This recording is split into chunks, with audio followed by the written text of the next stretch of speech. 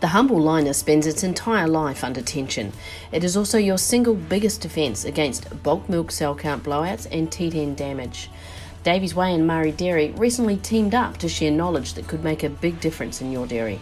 Producer Nick Minogue sets the scene, sharing how his family's choice of liner and paying attention to their recommended lifespan impacted on their operation in northern Victoria. And is that paid back, do you think? Yeah, you'd hate to think how many times it's paid over for us. It dropped our cell count. As soon as we've started really concentrating on changing our cell count now, even our workload's just dropped away. We don't worry about mastitis now anymore because we know we tick the boxes and do things on time. It sort of works out for itself. So where's your cell count now? Well under 100 most of the time. So and where was it but when you started? It was up around over 200. And just some small changes and yeah. And how much of it was the liner responsible for? I think a majority.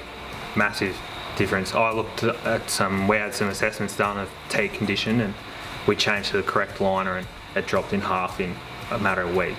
So a good result for you? Yeah, we feel so, yeah. Money well spent.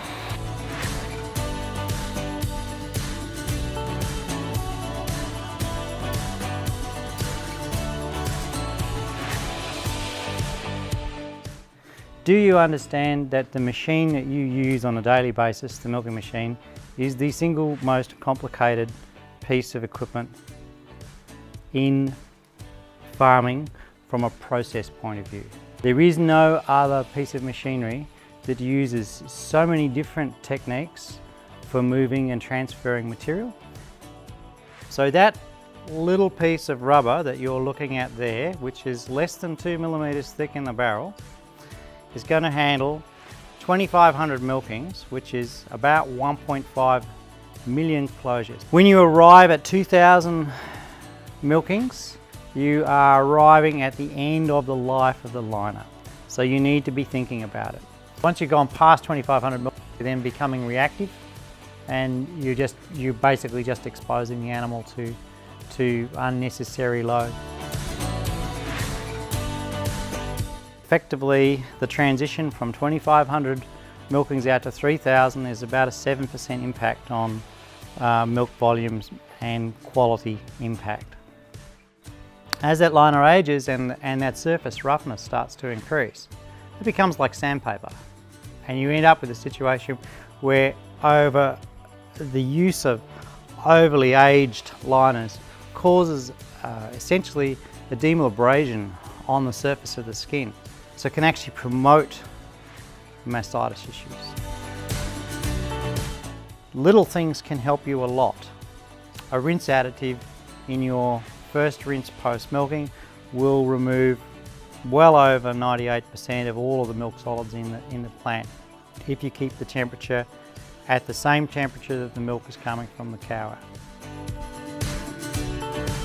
Chlorine is like ozone. It causes the liner to harden and it accelerates the cracking structure. And it particularly penetrates into the heavier rubber areas, which means it's a host point for long-term bacterial infection. Every time you use intense chemistry with the liners, you are affecting them and you're causing them to age unnecessarily. Those three compounds are a problem for the liner. Yes, they can be used, but there requires very specific conditions to be considered for the use of those compounds. So when they're formulated correctly and when you utilise the correct chemistry in your dairy, you will comfortably get the 2,500 milkings. If you've got jetta sets that have been in more than 10 or 15 years, then you do need to pull them apart and make sure that the O-rings and so on have been replaced. And there's something that we all forget about, you know.